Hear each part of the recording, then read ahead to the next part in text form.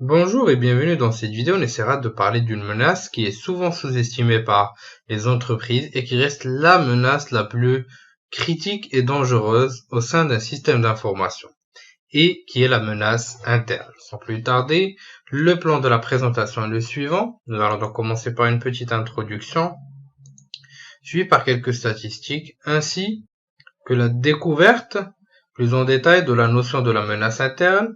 Quelles sont les actions qui peuvent être perpétrées, par qui et comment s'en protéger.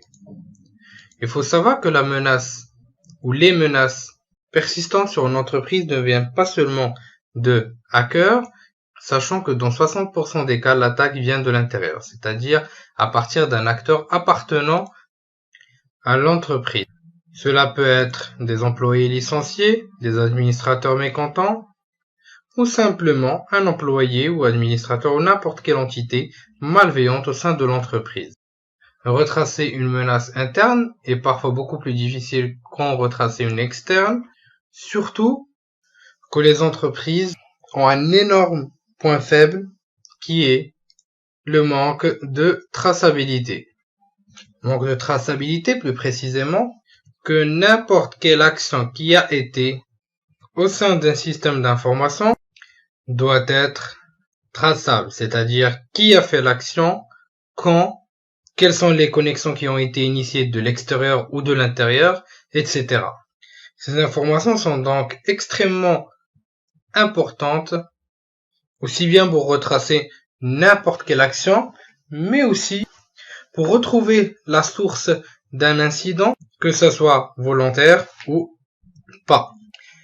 Il faut savoir que les menaces internes les plus dangereuses restent les utilisateurs tout d'abord à privilèges, ce qui inclut les administrateurs système, administrateurs réseau, utilisateurs route au niveau de système Linux Unix, administrateurs domaine et d'autres rôles IT. On retrouve ensuite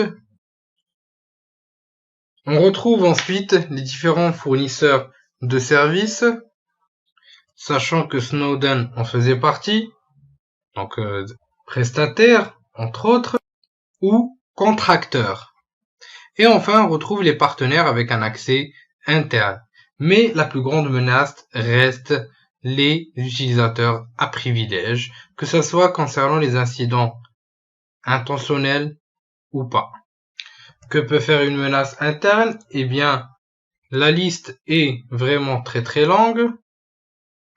Parmi les actions qu'il peut perpétrer, c'est tout d'abord mettre en place une bombe logique au sein du système d'information, espionner votre activité, gains financiers, à travers des délits d'initiés par exemple, etc. Donc la liste est vraiment sans fin, sachant que n'importe quelle action perpétrée va pouvoir affecter votre image publique et donc provoquer une perte de confiance par rapport à votre image.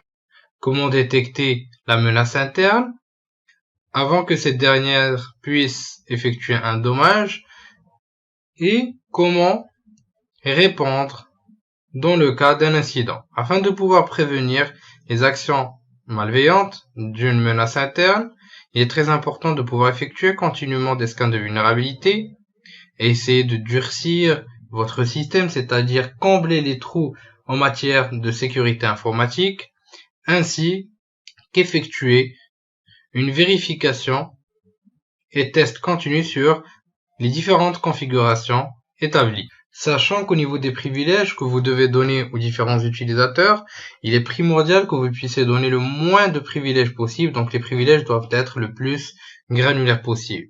Afin de pouvoir détecter une menace interne, vous pouvez effectuer une analyse de log ou encore mettre en place un système de gestion de changement. Donc on dispose de plusieurs outils permettant de détecter ceci, tels que Balabit, que je vous conseille de découvrir.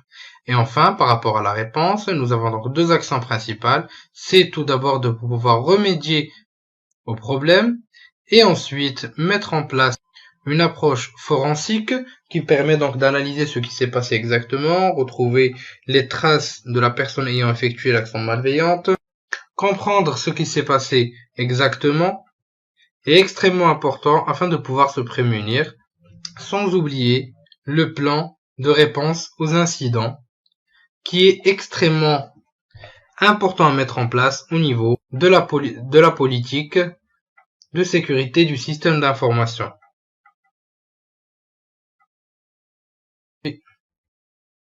Le forensique va donc pouvoir nous aider à effectuer une analyse approfondie de ce qui s'est passé exactement et ainsi de pouvoir retracer les différentes traces laissées par la menace et définir la surface affectée.